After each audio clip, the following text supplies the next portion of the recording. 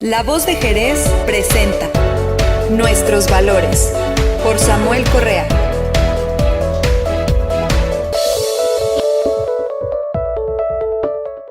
La Voz de Jerez presenta Nuestros Valores, por Samuel Correa.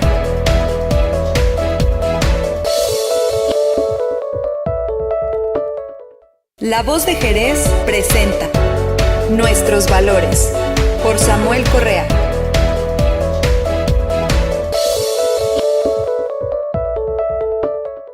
La Voz de Jerez presenta Nuestros Valores, por Samuel Correa.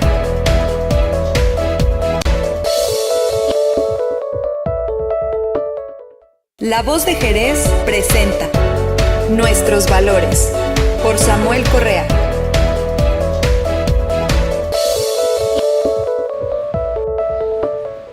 La Voz Hola, de Jerez. muy buenas tardes, buenas noches, según sea el momento que ustedes estén viendo este programa de Nuestros Valores. Tengo el gusto de poder saludarlos en este martes con este programa tan especial que, como dice nuestra invitación, para que escuchen ustedes narraciones de todo tipo, inclusive las de terror, de miedo. Si usted tiene algo de pánico, pues junte a sus niños para que se abrace de ellos. Bueno, pues tenemos esta noche o esta tarde, según vean ustedes el programa, a una invitada especial, a Gabriela Correa, narradora oral y cuentacuentos, gestora cultural y formadora profesional de mediadores de lectura. Pues muy buenas tardes. Muchísimas gracias. Un honor la invitación, maestro. Muchísimas gracias. Nos comentaba acerca de que soy jerezana, pero no soy jerezana, mitad y mitad. No que no sea, maestro, sino que siento el corazón partido. Le platico. Yo soy originaria de aquí, de Jerez, de mi terruño, mi tierrita, como les he inculcado a mis hijos, mi tierrita Jerez. Sin embargo, yo a la edad de 19 años emigro a la Ciudad de México en busca del sueño, en busca de estudiar una carrera que desde muy pequeña me causaba enorme curiosidad, y esto era la actuación, precisamente. Desde muy chiquitita yo ya me paraba. De hecho, mi primer presentación frente a muchísimo público fue en el Teatro Hinojosa a la edad de 7 años. Eso es. Y desde ahí era la espinita de hacerlo profesionalmente. Primero por un interés personal, pero después ya mis maestros me comentaban, en mi familia pues también se me invitaba a formarme profesionalmente. Y es así como a los 19 años emigro a la Ciudad de México, donde estudio y donde vivo 20 años trabajando precisamente en teatro, haciendo todo lo que tiene que ver con actuación. Tuve la fortuna de haber hecho televisión, cine, radio también mucho tiempo, pero lo que más me ha llenado siempre es estar en contacto con el público, hacer teatro y actualmente narración oral. Es por eso que de pronto cuando me preguntan, bueno, ¿y tú qué eres? ¿Chilanga, jerezana? Pues como fue más o menos el mismo tiempo de vida, yo siento que soy jerezano-chilanga o chilango-jerezana. Algún día lo definiré, maestro, algún día lo definiré. Muy bien. ¿Qué experiencias tiene usted acerca de su preparación, de su estudio? ¿En dónde se inscribió usted para el teatro? Sí, fíjese, maestro, que esta es una historia muy curiosa, porque yo iba de aquí directo a la Escuela de Bellas Artes a estudiar la licenciatura en arte dramático. Y por azares del destino yo llegué justo una semana después de que se acabaron las inscripciones, o mejor dicho, la solicitud para el examen de admisión. Y por estos azares del destino me encontré un cartel de una escuelita donde se daban cursos de teatro. Entonces dije, bueno, pues en lo que llega el próximo año para hacer yo mi solicitud, me inscribo. Esta era la escuela de la Asociación Nacional de Actores, la ANDA. La ANDA tiene una escuela que formaba en ese tiempo a los actores que ya estaban trabajando, pero que los profesionalizaba. De hecho, el nombre de la escuela es Centro de Actualización Profesional y Desarrollo Cultural de la Asociación Nacional de Actores, o sea, el CAPDEC. Y me quedé ahí, se me olvidó la Escuela de Bellas Artes, me quedé ahí a estudiar un curso de 3 años y bueno, pues ya cuando salía uno, ya salía con una calidad para recibir nuestra credencial de la Asociación Nacional de Actores y de ahí a la vida profesional. Por supuesto que posteriormente pues he tomado bastantes cursos, talleres, actualización y así es como yo me formo en el área del arte dramático del teatro, ¿no? Pero para poder hacer cine toma un curso, para poder hacer televisión toma otro curso y así. Pero es así como estoy aquí hoy día. Seguramente que cuando se está en formación se tiene contacto con gente muy profesional, inclusive con actores muy profesionales. ¿Con quiénes a quién usted le tomó algunos tips para hacer actuación? Híjole, yo creo que cada vez que uno comparte el escenario con actores, pues ya de nombre, siempre en la admiración va implícita el aprendizaje, ¿no? Entonces, en la escuela en la que yo estudié en ese tiempo la dirigía Juan Ignacio Aranda, que él es el hijo de Ignacio López Tarso. Entonces, pues imagínense la simiente, maestro, mucho aprendizaje por ahí y grandes maestros, Norma Angélica, que ella es una gran actriz de cine, hace mucho cine, también mucho aprendizaje con ellos. El maestro Juan Morán, que es un gran director de teatro allá en la Ciudad de México, o sea, muchísima gente, pero con cada contacto, mucho aprendizaje de cada uno de ellos. Entonces, usted ha realizado 4 diplomados. Fíjese que esa es una parte muy importante de mi vida profesional. Estos diplomados, justamente a los que hago referencia ahí en mi currículum, en mi carpeta de trabajo, tienen que ver con el fomento a la lectura, maestro. Que esta es una parte que descubrí precisamente yo haciendo teatro. En alguna ocasión se presenta la oportunidad de trabajar la lectura dramatizada o la lectura en voz alta. Y a partir de ahí me intereso en esta área que yo primero la vi como un hobby, ¿no? El fomento a la lectura. Pero descubro el impacto, maestro, que tienen los cuentos, las leyendas, las novelas, el impacto que tienen en la vida de las personas, llámese niños, adolescentes, adultos. Y precisamente para poder trabajar de una manera más profesional el fomento a la lectura, es que empiezo a formarme a través de diplomados, a través de congresos, los 2 de ellos más importantes en la Facultad de Ciencias Filológicas de la UNAM, otro en una asociación de renombre internacional que es IBI México, son los diplomados pues que puedo decir más importantes, y uno de ellos en Conaculta, pero todos enfocados en el fomento a la lectura infantil y juvenil. Finalmente, para iniciar con nuestra actividad del día de hoy, ¿qué acciones está realizando ahorita en Zacatecas o en Jerez? Muchísimas gracias. Gracias por la pregunta porque como mediadora de lectura me parece bien importante el poder compartir con todas las personas las pocas o muchas herramientas que yo he adquirido. Y tengo una sala de lectura que ejerce en espacios públicos, básicamente en escuelas primarias. Entonces ahí acercamos los libros, llevamos lecturas dramatizadas, llevamos lectura en voz alta, pero sobre todo el préstamo de libros. Les dejamos los libros por un mes para que los niños los puedan disfrutar, llevar a casa, conocer y con base a eso poner una semillita para el fomento a la lectura. Ese es uno en el ámbito del fomento. Como actriz, como narradora oral, pues afortunadamente desde hace 5 años que estoy viviendo aquí en Zacatecas nuevamente, no he dejado de trabajar en la narración oral en todos los municipios. Por fortuna ya conocí todo mi estado, trabajando en todos los municipios, haciendo narración oral e impartiendo talleres, tanto con niños como con maestros y con padres de familia, talleres de fomento a la lectura y sobre todo lectura en voz alta. Pues muy amplia la trayectoria. Bien, ¿qué escucharemos primero el día de hoy? Porque ya nuestro auditorio debe estar con la emoción de decir, bueno, ¿y vamos qué a nos escuchar trae? una. Fíjese, maestro, que tengo una leyenda que a mí me gusta mucho compartir porque me remite muchísimo a mi infancia.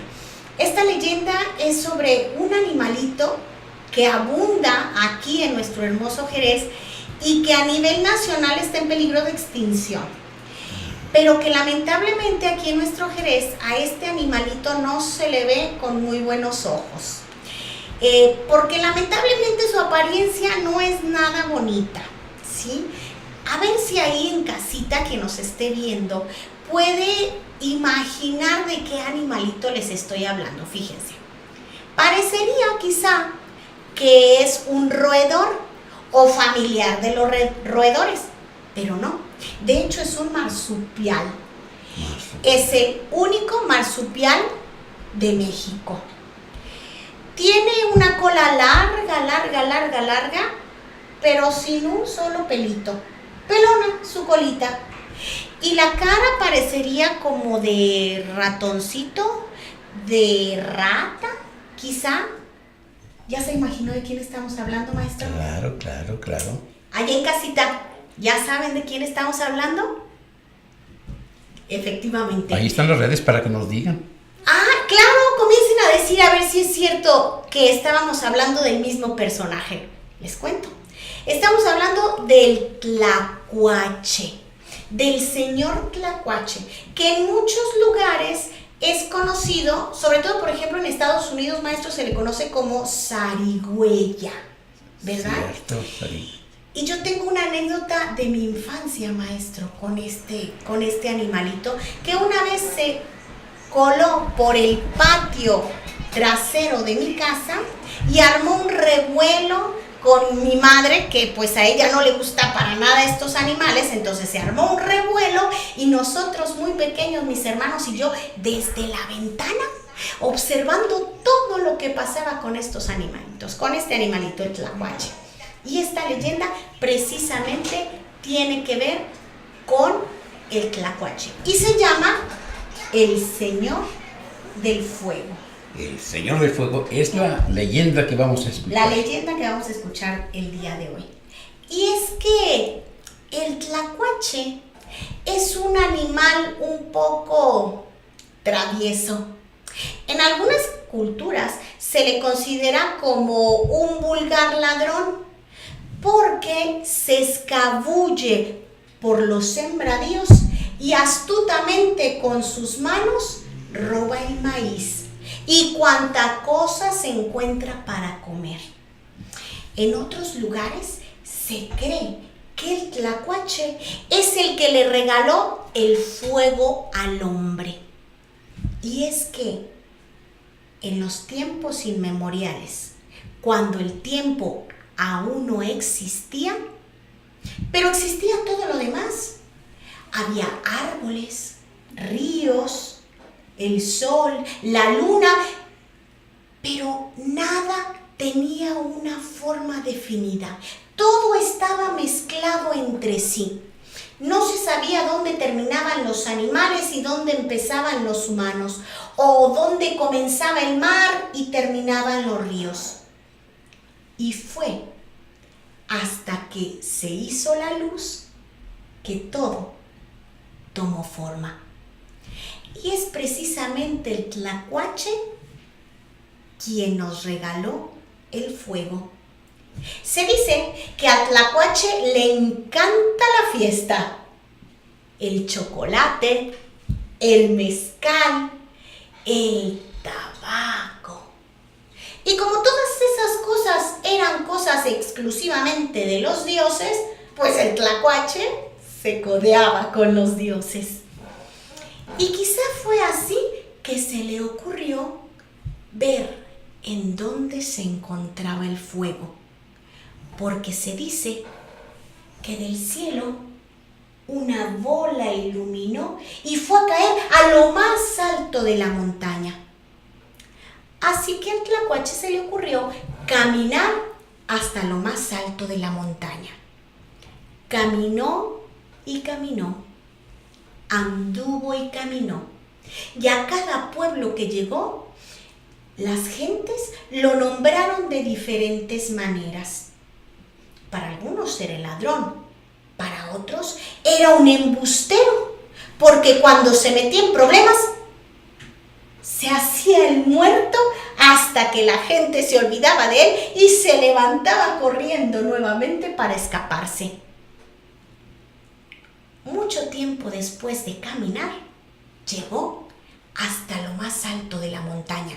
Ahí, la señora Lumbre cuidaba el fuego. La señora Lumbre cuidaba el maíz. El tlacuache, que era muy astuto, se acercó a la señora Fuego y le pidió que si podía acurrucarse junto a ella porque tenía mucho frío.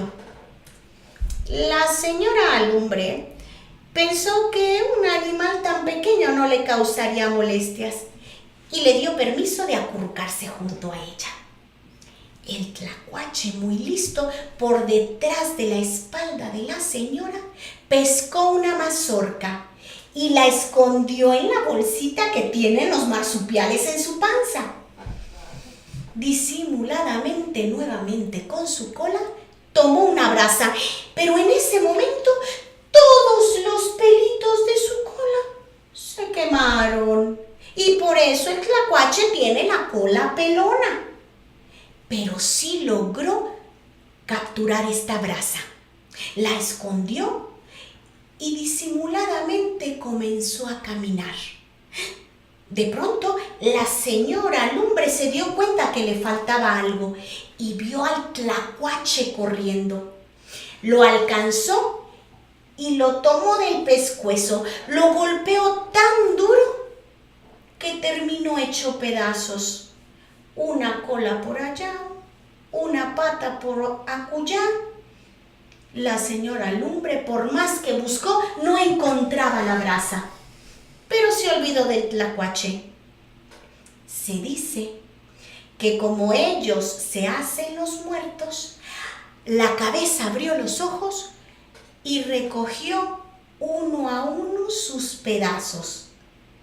Por eso se cree que el tlacuache resucita cuando está muerto.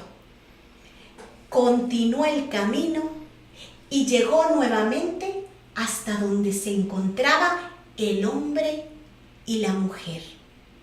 Y ahí, generosamente, le entregó el fuego junto con la mazorca de maíz. Y a partir de ahí, se hizo la luz y con la luz comenzaron las reuniones donde las historias se empezaron a contar.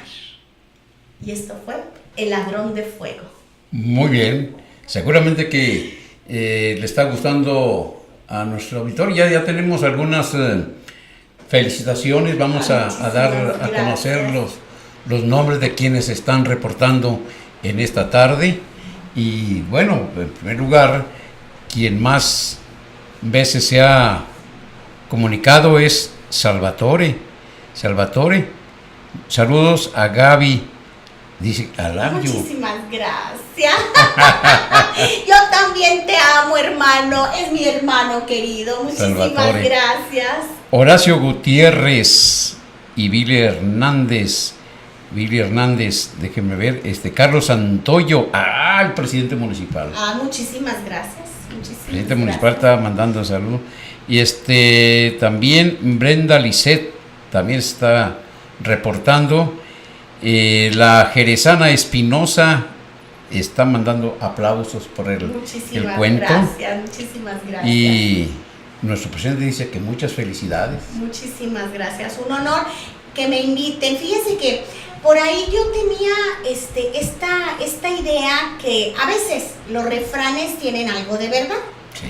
pero no siempre. Entonces yo creía en este refrán que dicen por ahí que nadie es profeta en su tierra. Sí. Porque lamentablemente, maestro, fíjese que ya fui desde El Salvador hasta Moyagua, desde Juchipila, todo el estado, y aquí no había tenido la fortuna de estar como a mí me gustaría, con la frecuencia que a mí me gustaría compartir aquí.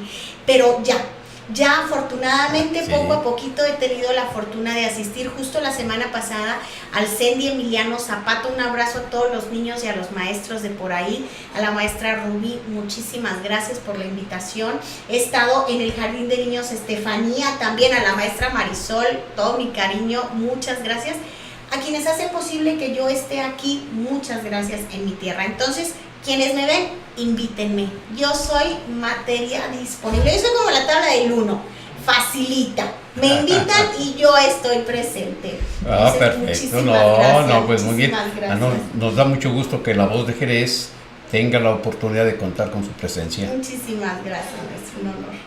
Y yo creo que también nuestro auditorio quiere escuchar algo de misterio, de miedo, de terror. ¿Qué tal? Muy bien, muy bien. Fíjense que estaba recordando una historia de hace muchísimos años. No habían nacido probablemente ni siquiera, con mucho respeto, ni los abuelitos de usted, maestro Samuel. O sea, estamos hablando de hace muchísimos años aquí en nuestro Jerez. Sí, claro. Se dice que muy cerca del Panteón de Dolores vivía una anciana que se hacía cargo de sus 12 nietos. Porque lamentablemente las madres de estos 12 nietos, que eran sus 3 hijas, habían emigrado. En ese tiempo todavía no se usaba tanto Estados Unidos, pero sí viajaban a otros estados a trabajar para poder conseguir el pan para estos niños. Pero como la abuela ya era bastante grande, la verdad tenía muy poca paciencia para educar a estos pequeños. Y lamentablemente, cada vez que estos niños la hacían enojar, niños y niñas por supuesto, la hacían enojar, ella respondía de una manera exagerada y los castigos que ella les imponía eran muy peculiares. Por ejemplo, cuando los niños hacían travesuras y se trepaban a los árboles de los vecinos, que esta mujer era muy respetuosa de eso, los bajaba e inmediatamente les ponía limón en las fosas nasales. Imagínense el picor en la nariz y el llanto de los pequeños. Ese era uno de los castigos. Cuando, por ejemplo, el niño entraba a hurtadillas a la cocina y se robaba un pan, la abuela, para educarlo, le colocaba alfileres en la boca para que no pudiera comer durante mucho tiempo. Realmente era una mujer cruel, pero no me corresponde a mí juzgarla, porque cada quien vive de acuerdo a sus heridas y de acuerdo a sus penas. Sin embargo, cuando estas niñas y niños iban cumpliendo una edad de hacerse valer por sí mismos, la iban dejando. Inmediatamente, en cuanto cumplían 12, 13 años, salían de la casa y ya no se sabía más de ellos. La anciana seguía siendo igual de cruel y de mala con estos niños. Los vecinos le tenían mucho cuidado de que sus propios hijos no se juntaran con estos niños y les acarrearan otros castigos. Pasó el tiempo y cuando la anciana quedó sola, comenzaron a recorrerle unos miedos terribles. Se dice que esos miedos tienen nombre. Se llaman culpas. La mujer despertaba y todo su cabello se quedaba en la almohada. Poco a poco se había quedado calva. Había perdido el apetito, lo cual la hacía verse mucho más delgada de lo que originalmente era. Y las ojeras causadas por no dormir por las noches la hacían ver casi como cadavérica. Las culpas, el remordimiento y la tristeza hicieron que esta mujer se sintiera tan culpable, tan arrepentida, que se acercó con el sacerdote precisamente del Templo de Dolores a implorar perdón. Y en confesión le expuso al sacerdote todo lo que había hecho con sus niños con sus nietos y lo mal que se sentía. El sacerdote, que tampoco era quien para juzgarla, le impuso una penitencia un poco peculiar y le dijo que el único que podría perdonarla sería el Santo Padre, el Papa, y que tendría que ir personalmente hasta Roma a recibir el perdón. Pero la anciana era muy pobre, no podría pagar el pasaje hasta allá. Así que el sacerdote le dijo que para poder pagar el pasaje tendría que pedir limosna para completar el costo de este. Pero eso sí, las únicas monedas que recibiría serían las de 5 centavos, que en aquel tiempo eran de gran valor.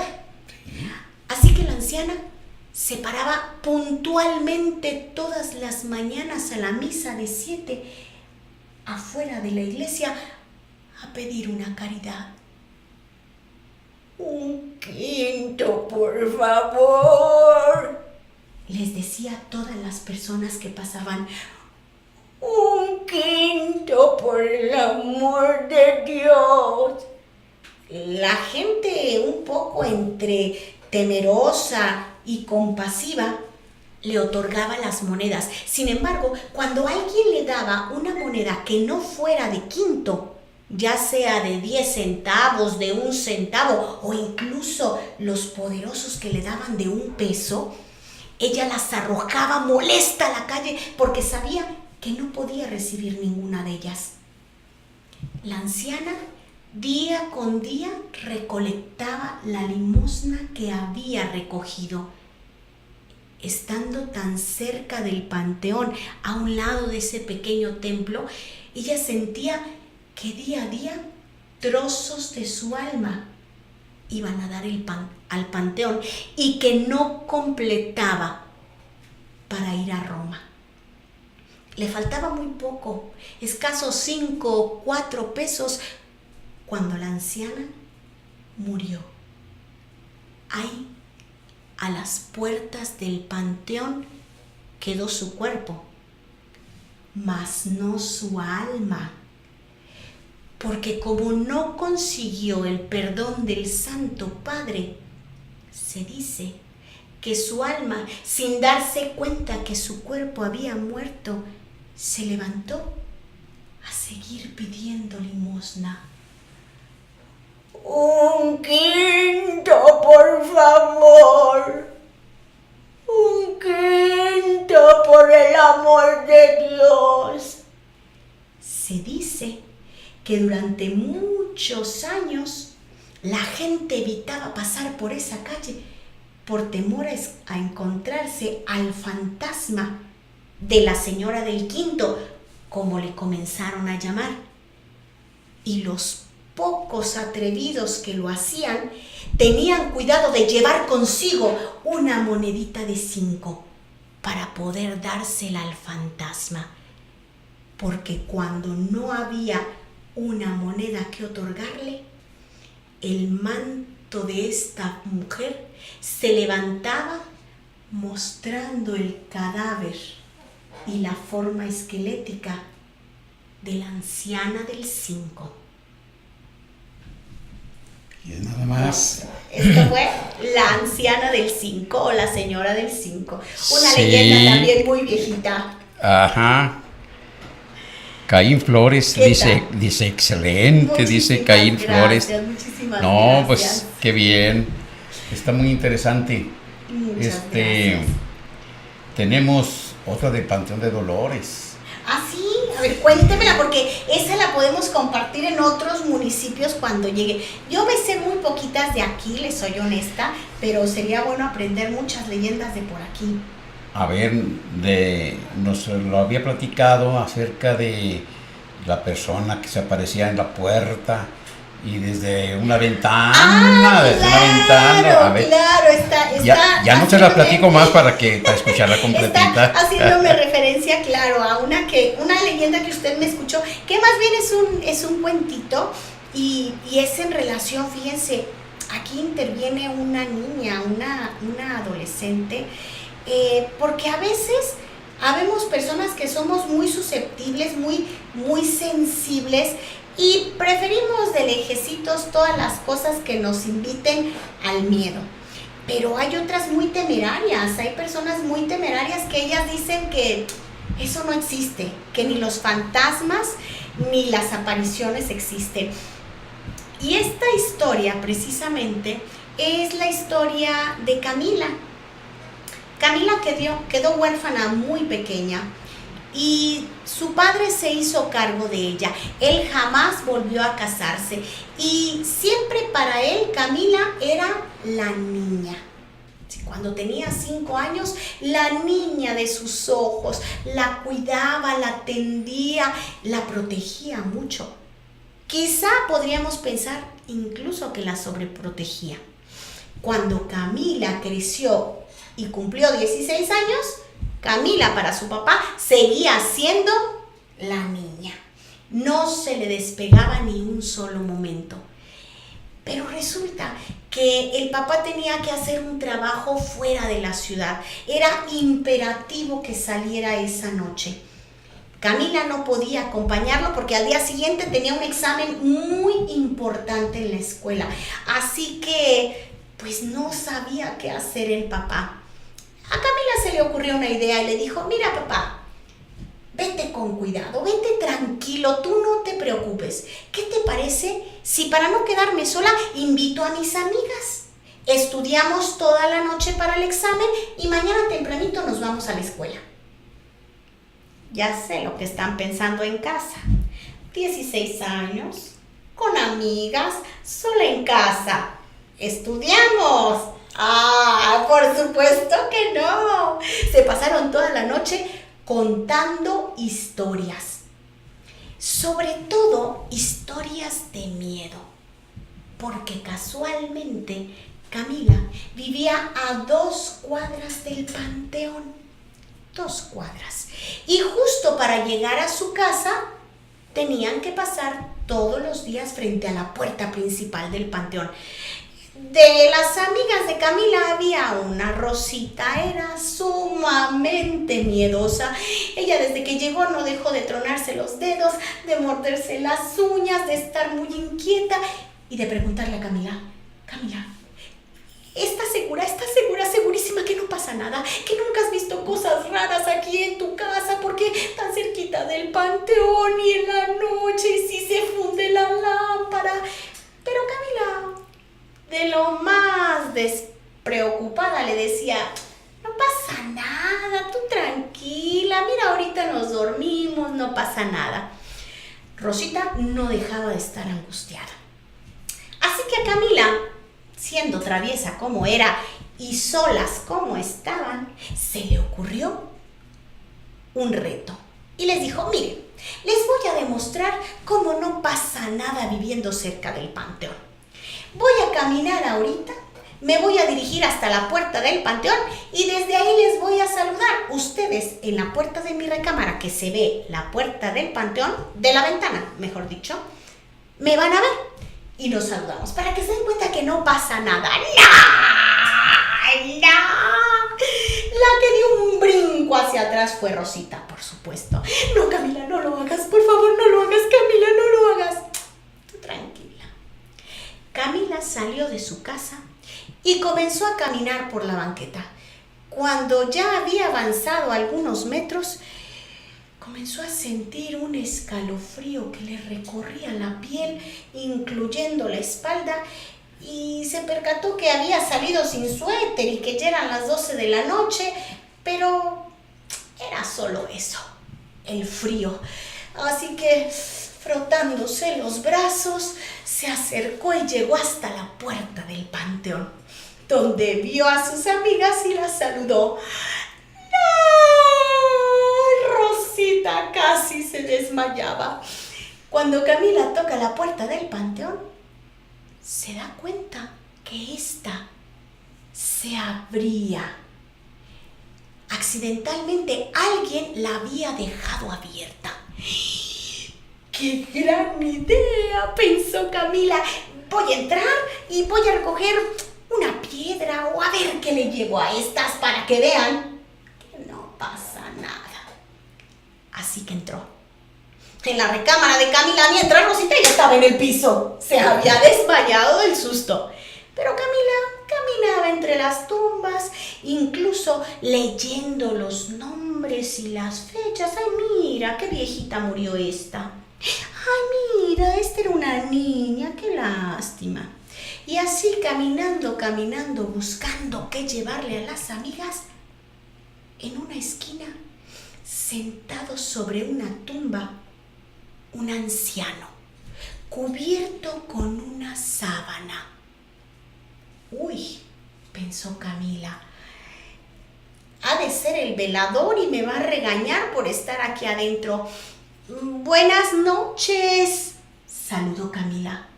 Señor, buenas noches. Se acercó lentamente, pero conforme más se acercaba, se dio cuenta que este anciano tenía la piel casi transparente. No era una persona, o por lo menos no una persona viva. Camila se emocionó. ¡Es un fantasma! Porque realmente ella no tenía miedo. Así que se le ocurrió acercarse hasta él y tomar la sábana con la cual éste se cubría. Lentamente, sin hacer mucho escándalo, tomó la sábana y salió corriendo. Llegó hasta la puerta del panteón, la cerró y siguió corriendo. Volteó y se dio cuenta que nadie la seguía. Todo tan tranquilo. Ella iba, bueno, satisfecha, ondeando la sábana del muerto. Cuando llegó a la habitación y les enseñó a las chicas y les platicó de dónde había tomado la sábana, ahora sí, hasta la más insensible se preocupó. Camila, ay no, es que eso sí está muy peligroso. Es la sábana de un muerto. No se preocupen, no pasa nada. Se fueron a dormir.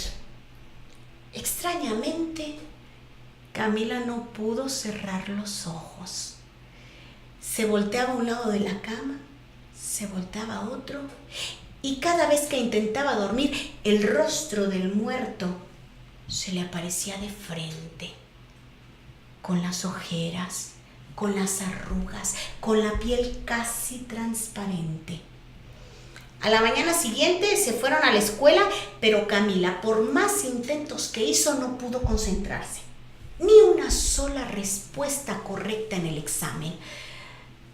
Regresó inquieta a su casa, no sabía qué pensar, quizá estaría enferma, decía, y su papá se dio cuenta de eso. Así que le preguntó: Camila, ¿no dormiste nada? Se la pasaron de fiesta. No, padre, estoy cansada, no te preocupes, voy a dormir.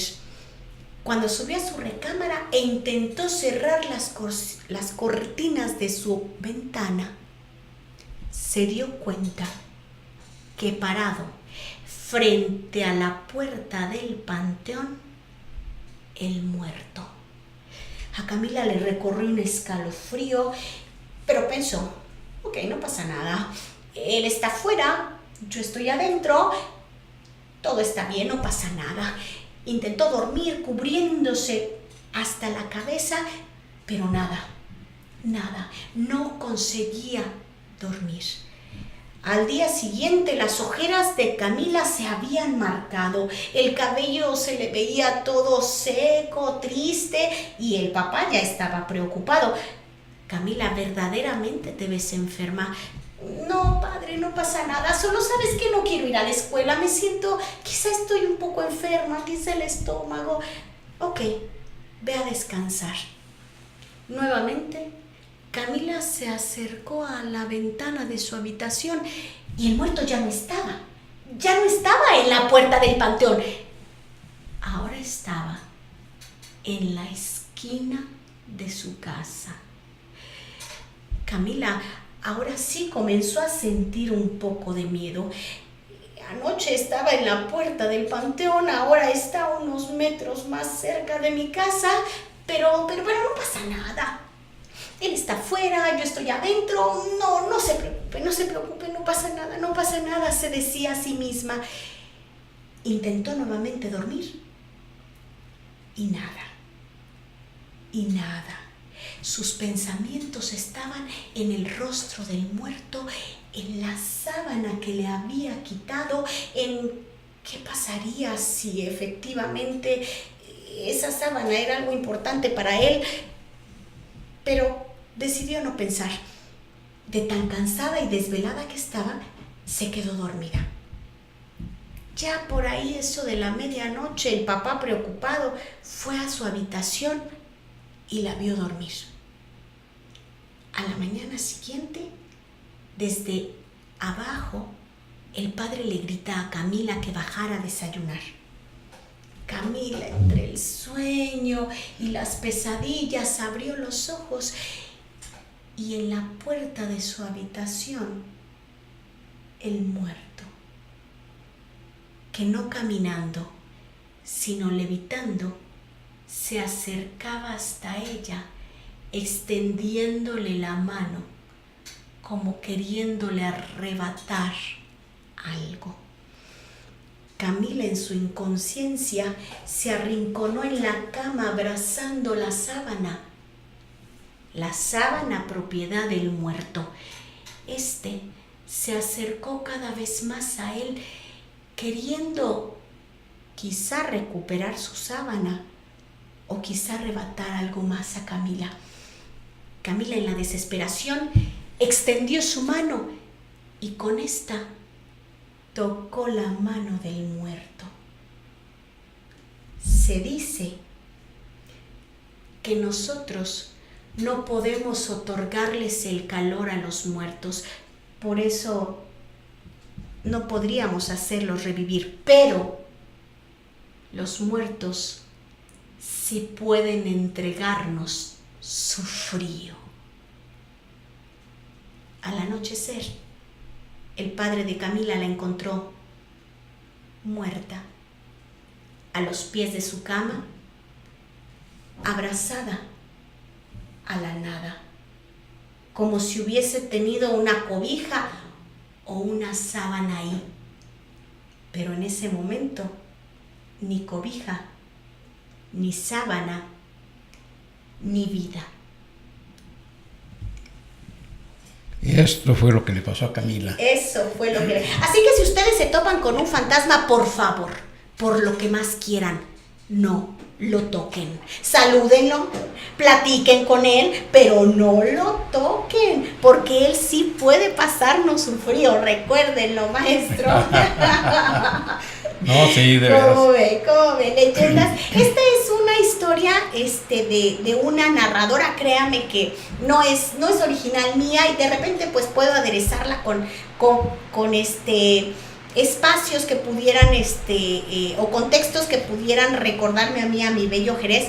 Pero esta es una historia de Paula Carballeira, es una narradora española excelente también, y digo también, ¿verdad? Excelente narradora, pero es una historia que me gusta muchísimo, sí, y que comparto también.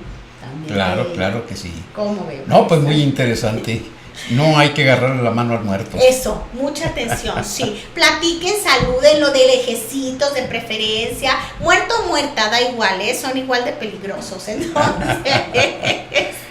Sí. Para que lo vean. No, pues muy interesante. La técnica de la narrativa lo consiguió en sus estudios en la Ciudad de México. Efectivamente, maestro. Yo me formé como actriz, que es una realidad que interpretar un personaje en una puesta en escena en el teatro no es lo mismo que narrar. Aunque ambos somos artistas escénicos, son técnicas diferentes. Sí.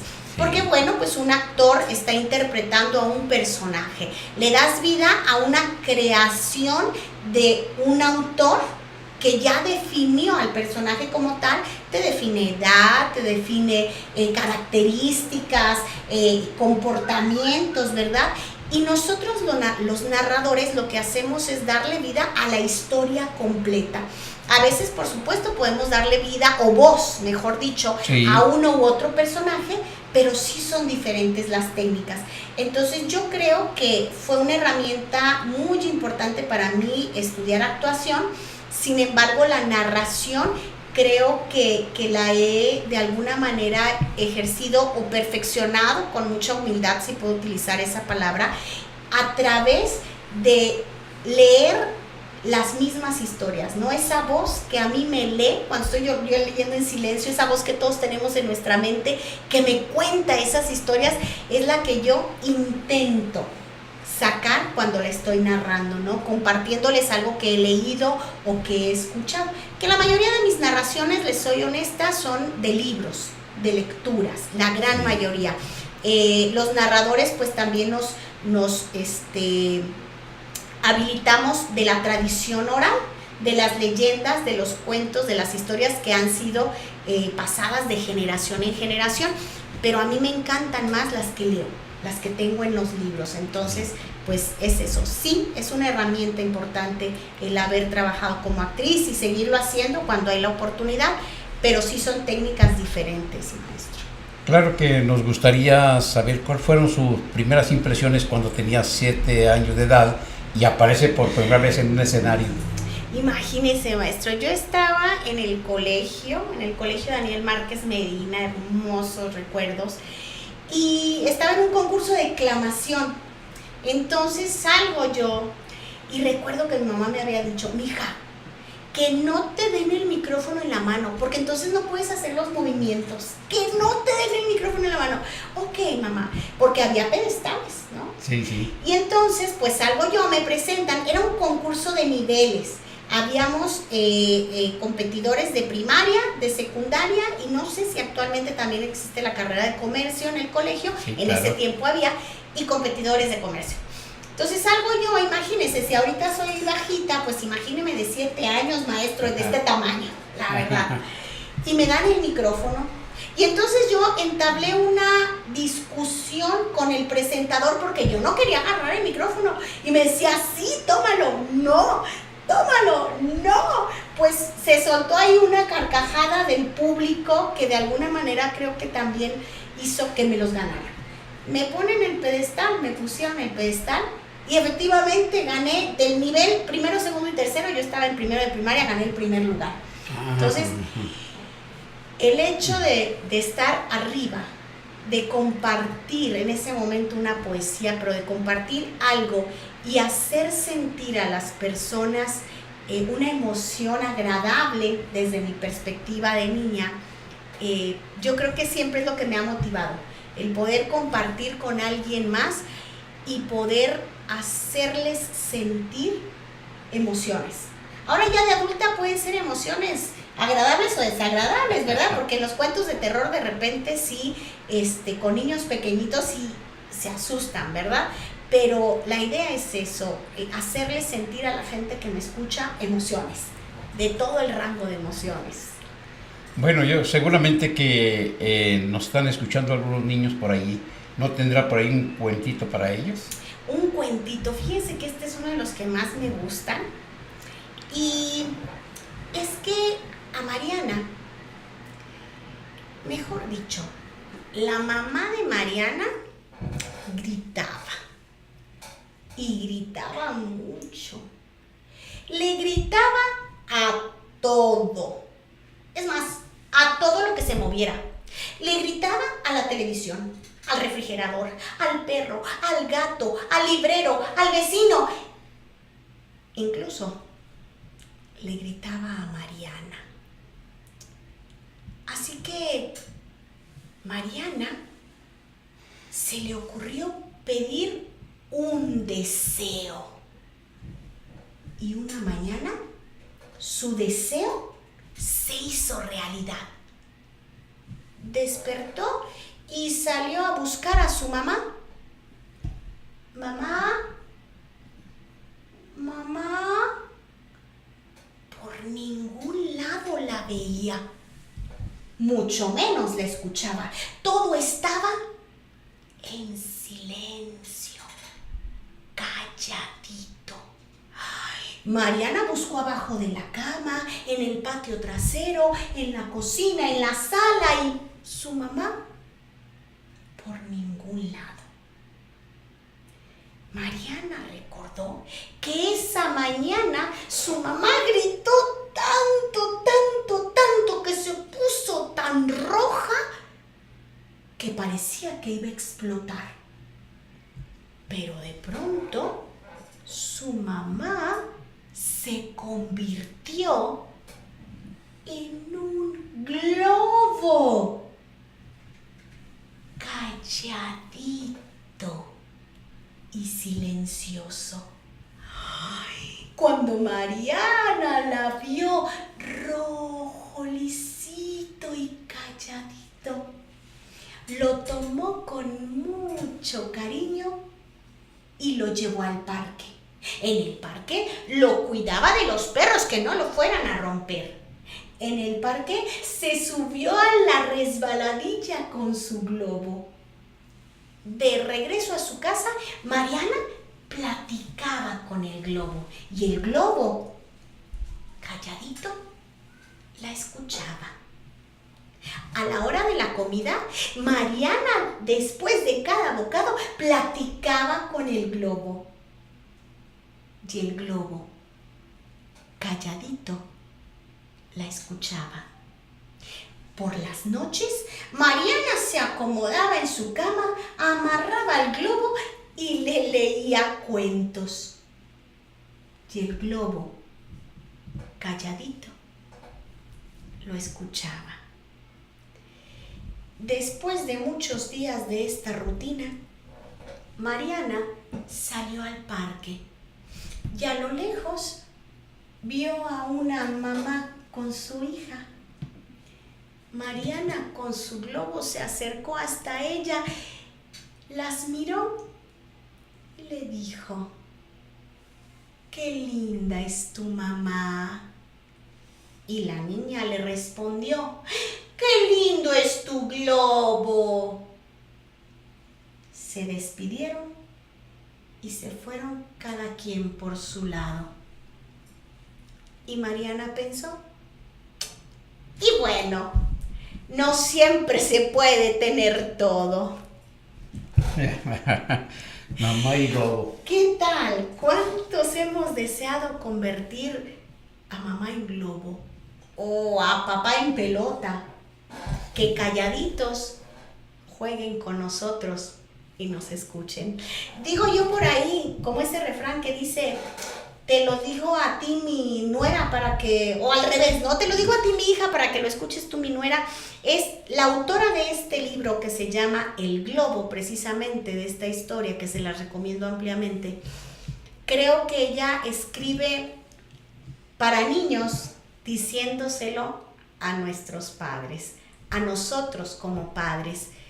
¿Cuántas veces no nos comportamos calladitos y escuchando, no? Una historia que a mí me gusta mucho, por ahí busquen el libro, El Globo se llama. Perfecto. Bueno, pues Brenda Lisset todavía dice: aquí estamos. Gracias. Manuel Barrios dice que la está viendo. Muchas gracias. Fiel aquí al programa, Salvatore. Está aplaudiendo y está diciéndole bravo, felicidades. Gracias.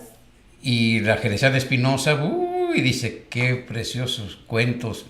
Muchas gracias. Pues Nacho Esquivel Rivera dice que está muy puesto escuchando sus narraciones. Muchísimas gracias. Valentín Muchas gracias. Martínez también se encuentra aquí presente.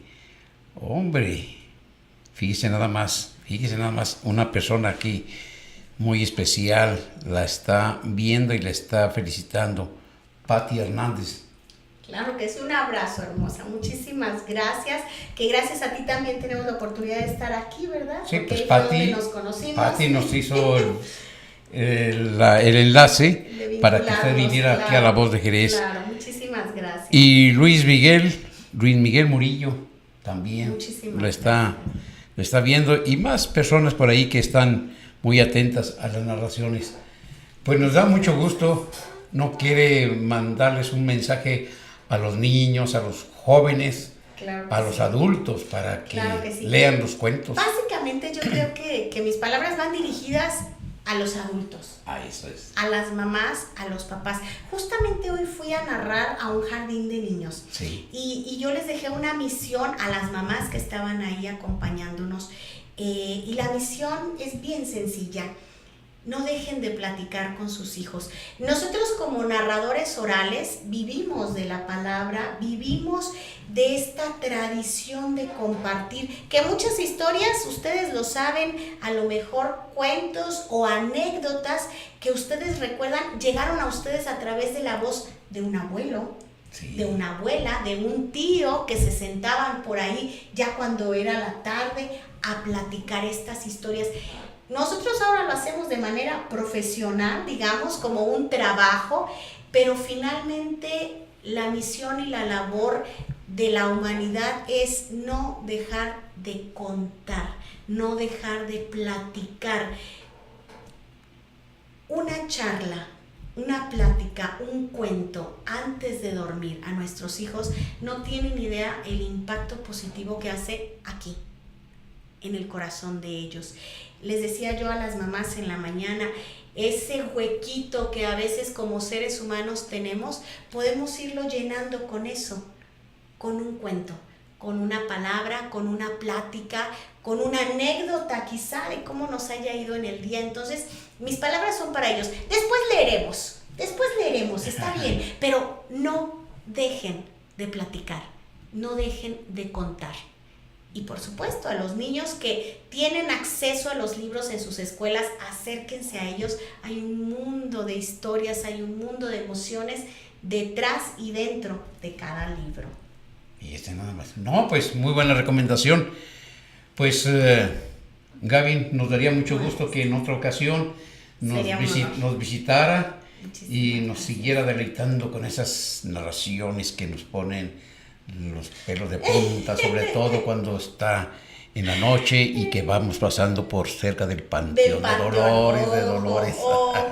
Sería un honor, maestro, un honor estar nuevamente en el momento que ustedes me inviten. Yo estaré por aquí con ustedes. Muchísimas gracias a quien nos sigue en este momento. Compartan las historias, porque a veces pues no se nos ocurre qué platicar. Entonces a lo mejor podría ser el tema. A ver, vamos a escuchar este cuentito y luego lo platicamos, a ver qué cosas surgieron en nuestra mente o de qué nos acordamos, ¿verdad? Porque a veces escuchamos una historia y nos acordamos de otra. Compartan estas historias. Muchísimas gracias a quienes nos están viendo en vivo. Compartan, y a quienes nos van a ver posteriormente también, muchísimas gracias por regalarnos este tiempo, maestro, por regalarme esta invitación. Muchísimas No, pues gracias, Gaby. Muy amable. Y a ustedes no se les olvide que tenemos una cita el próximo martes a las 8 de la noche. Buenas noches. Muchas gracias.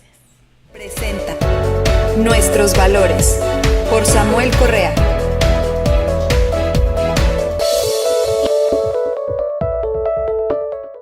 La Voz de Jerez presenta Nuestros Valores por Samuel Correa.